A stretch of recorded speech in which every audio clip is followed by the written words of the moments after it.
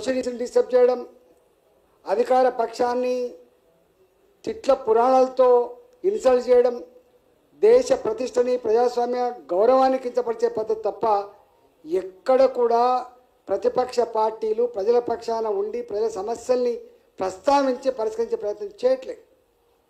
ఇవాళ ఆ ప్రొసీడింగ్స్ చూసిన భారత ప్రజానికం అంతా కూడా ఒకటే దానికి వచ్చాడు.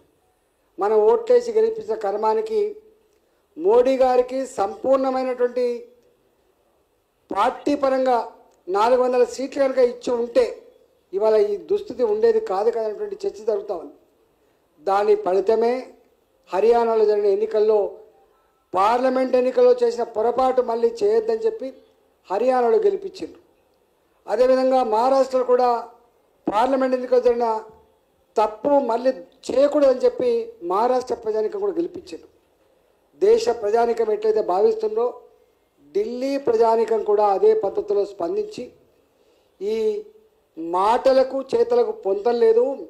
ఇవాళ అనేక స్కాములతో ఆయన మొట్టమొదటిగా ఆమ్ ఆద్మీ పార్టీ అంటే పేదల కోసమే పార్టీని పెట్టి గదే మఫ్లర్ చుట్టుకొని పేదోళ్ళ లెక్క యాక్షన్ చేసి అనేక వాగ్దానాలు చేసి యమునా నది ఒక గొప్ప నదిలాగా ప్రవహిస్తా అని చెప్పిన, ఢిల్లీలో పొల్యూషన్ లేకుండా చేస్తా అని చెప్పిన, ఢిల్లీలో నిరుద్యోగ సమస్య లేకుండా చేస్తా అని చెప్పిన, ఢిల్లీ నగరాన్ని సుందరమైన నగరంగా తీర్చిదిద్దా అని చెప్పినటువంటి ఈ కేజ్రీవాల్ తాను బాగుపడ్డాడు తప్ప తను గొప్ప సీస్ మహల్ కట్టుకొని తాను గొప్పగా జీవిస్తుంది తప్ప పేదల బతుకులలో వెలుగు రాలేదని, అంతేకాకుండా ఢిల్లీ నగరంలో గతంలో తాగుడుకు ఇంత బానిసలైన సందర్భం లేదు. ఇవాళ ఒక సీసా కొంటే 2 సీసాలు ఫ్రీ అనే పద్ధతిలో కూడా గల్లీ గల్లీకి లిక్కర్ షాపులు పెట్టి లిక్కర్ స్కామ్లో డబ్బులు సంపాదించుకొని పంజాబ్లో ఎట్లా గెలవాలి, ఇతర ప్రాంతాలు ఎట్లా గెలవాలని చెప్పి డబ్బులు ఖర్చు పెట్టే ప్రయత్నం చేసిండ్రు. ఢిల్లీని నిండా ముంచి ఢిల్లీని మొత్తం తాగుబోతుల అడ్డాగా మార్చి ఆ పేదలు సంపాదించుకున్న కూలీ డబ్బులు కూడా కొల్లగొట్టి ఇవాళ పేదలు మాత్రం మరింత పేదవాళ్ళుగా మార్చి తాను ఆ లిక్కర్ స్కామ్లో ఇవాళ ఇరుక్కపోయి స్వయంగా ముఖ్యమంత్రి, స్వయంగా మంత్రి, స్వయంగా డిప్యూటీ సీఎంఏ జైళ్ళల్లో మగ్గినటువంటి సందర్భాన్ని ఢిల్లీ ప్రజానికమంతా కూడా ఆశ్రయించుకున్నారు.